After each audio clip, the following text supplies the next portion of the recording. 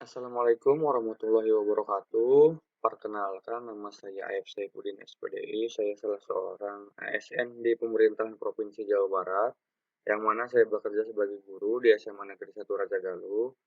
Adapun mata pelajaran yang saya ampuh yaitu mata pelajaran matematika peminatan di kelas 12. Izinkan saya pada kesempatan kali ini berbagi tentang pemecahan masalah pembelajaran, khususnya pada mata pelajaran matematika peminatan di kelas 12. Yang mana pada kesempatan kali ini saya beri judul Upaya Mengatasi Keterlambatan Berpikir dalam Pembelajaran Matematika untuk Hasil Belajar yang Tuntas.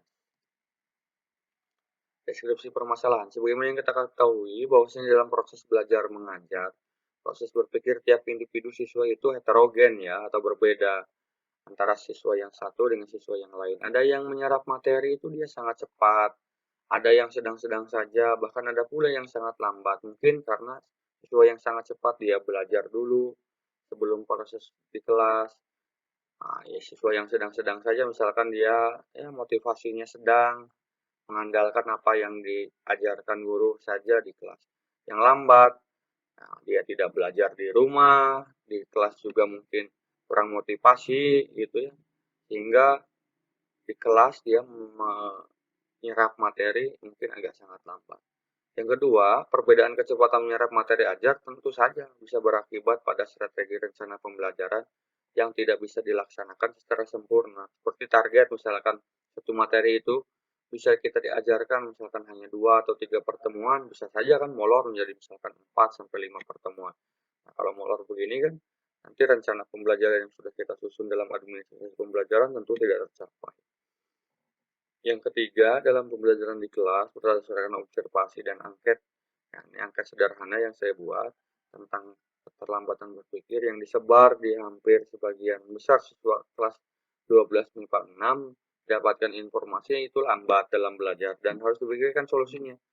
Karena jam pembelajaran guru di kelas itu sangat terbatas, tidak mungkin bisa menjangkau semua siswa. Apalagi ada siswa yang terlambat cara berpikir, tidak bisa dijangkau. Nanti harus ada solusinya. Nah, ini resume angket awal tentang keterlambatan berpikir. Saya bagi menjadi 5 pernyataan, khususnya di kelas 12 MIPA 6 yang saya tenggarai. Mungkin agak sedikit terlambat dalam proses berpikir.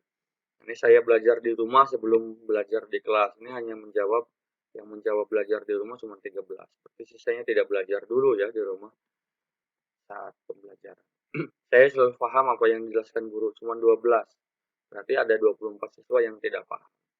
Saya membutuhkan bantuan teman. Nah, ini cuma 11, yang 25 menjawab tidak. Saya merasa tertantang melihat soal. Merasa tertantang dan tidak, itu sama-sama 18. Saya selalu mengerjakan tugas yang diberikan. Ini hanya 14 kecil ya, berarti ada 22 orang yang kadang saja mengerjakan tugas yang diberikan. Akar permasalahan.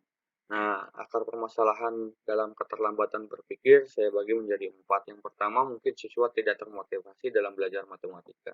Apalagi matematika peminatan yang anekdotnya ya siswa itu berburu minat gitu ya. Tidak minat sama sekali diberi mata pelajaran matematika peminatan. Jadi mungkin motivasinya rendah. Yang kedua, kemampuan awal siswa tidak merata. Yang ketiga, siswa belum mampu memahami materi yang dijelaskan guru dalam pertemuan kelas karena hanya mengandalkan pengetahuannya itu menyerap informasinya itu hanya mengandalkan guru yang menjelaskan di kelas. Dia tidak ada persiapan sebelumnya ataukah belajar di rumah sebelum guru menerangkan atau setelah guru menerangkan juga mudah lupa gitu ya sehingga tidak memahami materi dengan baik. Yang keempat, siswa belum percaya diri untuk bertanya pada teman. Udah mah nggak tahu, udah mah terlambat berpikir, kadang juga malu bertanya pada teman. Malu bertanya pada guru tentang materi yang belum dipahami. Alternatif solusi, yang pertama, guru membuat rencana pembelajaran dengan tipe diskusi. Dengan cara diskusi seperti ini, diharapkan cara berpikir siswa itu ya, kalaupun nanti ada yang terlambat, misalkan taruhlah satu kelompok itu terdiri dari misalkan 3 atau 4 orang.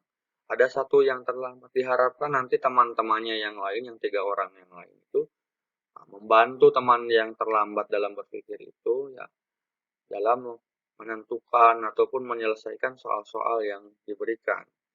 Yang kedua, membiasakan memberi kesempatan semua siswa dalam menyelesaikan dan mengemukakan jawaban soal dan disimak temannya di kelas.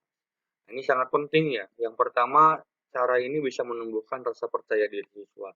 Yang kedua, nanti dengan cara seperti ini diharapkan ya, misalkan dalam satu kelompok itu ada 4 orang.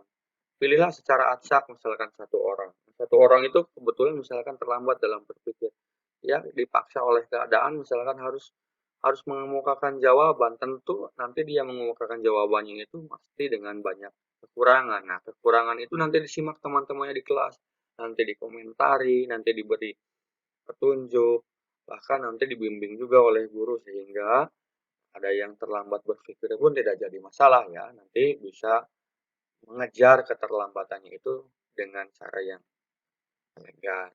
Yang ketiga, memilih beberapa siswa yang memiliki kemampuan lebih menjadi agen tutor sebaya. Nah, ini sangat penting dan sangat berguna di dalam mengatasi siswa yang terlambat berpikir. Kadang-kadang siswa itu malu ya bertanya kepada guru ataupun segan.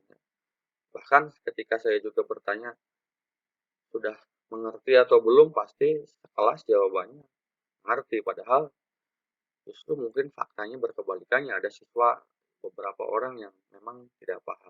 Sedangkan kita harus menerapkan belajar itu tuntas. Jangan sampai yang 3 atau 4 orang yang terlambat berpikir itu menjadi belajarnya tidak tuntas. Maka dari itu, untuk mengatasinya kita memilih agen ya, tutor teman sebaya. Jadi mereka bertugas mengajari siswa yang terlambat berpikir ini, mudah-mudahan dengan bahasa yang seusianya, apalagi dengan temannya, mungkin mereka bisa lebih tidak ada rasa malu, tidak ada rasa segan ke teman gitu ya, sehingga bisa bertanya sampai ke yang dalam-dalam yang mereka tidak mengetahui. Hasil pemecahan masalah, hasilnya dengan beberapa solusi tadi ya. Yang pertama, kemampuan siswa relatif merata. Yang kedua, siswa lebih antusias menghadapi materi selanjutnya karena materi pembelajaran bisa dikomunikasikan kesulitannya, bisa komunikasi dengan teman-teman. Yang ketiga, siswa lebih percaya diri dalam penyelesaian tugas, tepat waktu dalam pengumpulan, dan juga siswa secara objektif mampu menyelesaikan masalahnya secara mandiri. Ini resume angket akhir, kita membandingkan antara yang sebelum dan sesudah, yang tadinya siswa belajar di rumah dulu hanya 13, sekarang alhamdulillah menjadi 27. Ini membuktikan apa? Dia motivasinya meningkat. Otomatis kalau motivasinya meningkat, nanti kemampuan berpikirnya juga meningkat. Yang kedua, saya selalu paham apa yang dijelaskan guru. Tadinya 12, alhamdulillah naik menjadi 30. Saya membutuhkan bantuan teman yang tadinya hanya menjawab iya-nya hanya 11, alhamdulillah naik 28. Karena apa? Karena sering berdiskusi di kelas, sering mengumpulkan pendapat. Yang keempat, saya merasa tertantang melihat soal yang tadinya cuma 18, alhamdulillah naik menjadi 28. Saya selalu mengerjakan tugas yang diberikan, tadinya 14, sekarang alhamdulillah 30. Itulah beberapa peningkatan yang dialami oleh kelas 12 MIPA 6 dengan beberapa metode yang sudah dilaksanakan tadi. Itu juga sebagai taktik dan strategi bagi guru dalam meningkatkan kemampuan berpikir siswa yang tadinya lambat menjadi cepat. Itu saja mungkin dari saya, kurang lebihnya mohon maaf. Sampurasun. Assalamualaikum warahmatullahi wabarakatuh.